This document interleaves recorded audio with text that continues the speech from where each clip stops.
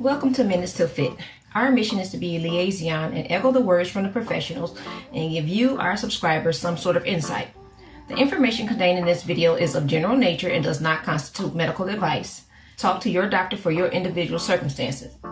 This will be a 3-part series on type 1, type 2, and gestational diabetes. At the end of my video on type 2 diabetes, I mentioned a product called black seed oil.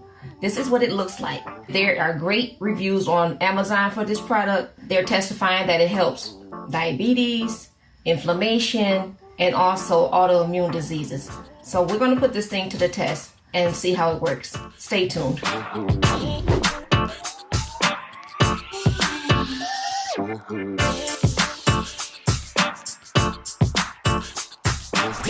Welcome to Minutes to Fit. This is your host, Imani. I wanted to talk to you guys today about why I started the channel.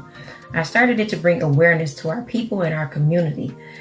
So many times I've heard people saying, I don't know what medications I'm taking. I don't know what my ailments are.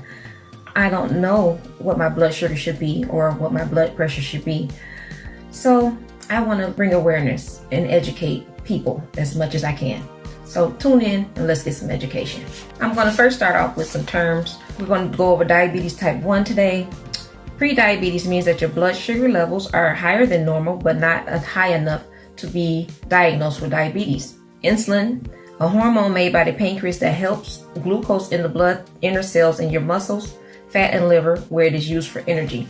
Blood sugar levels increase after we eat. The pancreas releases insulin in the blood, which is supposed to help lower the blood glucose back down to normal range.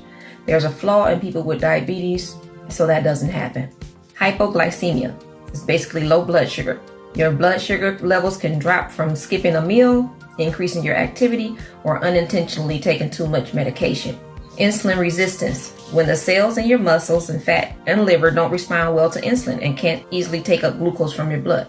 Hyperglycemia is high blood sugar, which can be caused by eating too much, illness, certain medications, or not taking your meds. Normal blood sugars are 70 to 120, but a lot of people can't have those ranges because their body just don't react well to those because their sugars have been so high for so long. So whatever your target range is with your doctor, that's what you need to follow.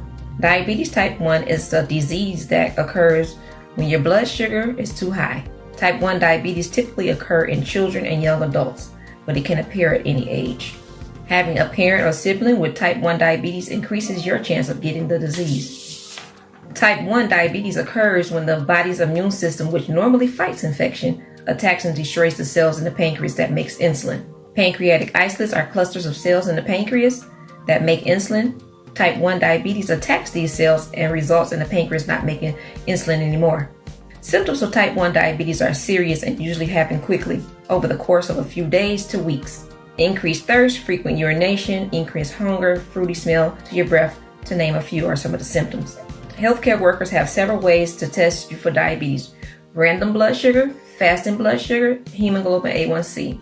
You'll be required to give a blood sample for these tests, and the test can only tell you if you have diabetes, but it cannot tell you which type you have. Treatments for diabetes type 1 is insulin pump, a combination of insulin and pills, artificial pancreas device systems, pancreatic isolate transplant. Those are just a few of the treatments out there. There are many, many more, and many more combinations. If your blood sugar is not controlled well over time, this could lead to other health problems: heart disease, kidney disease, nerve damage, eye problems, and foot problems. With type 1 diabetes, you should eat a healthy, balanced meal, count and be aware of your carb intake, take your meds as prescribed by your doctor, monitor your blood sugar, blood pressure, and cholesterol levels as suggested by your doctor. Try to be as physically active as possible. This has been your host, Imani. Subscribe to my channel. Let's get some awareness out here.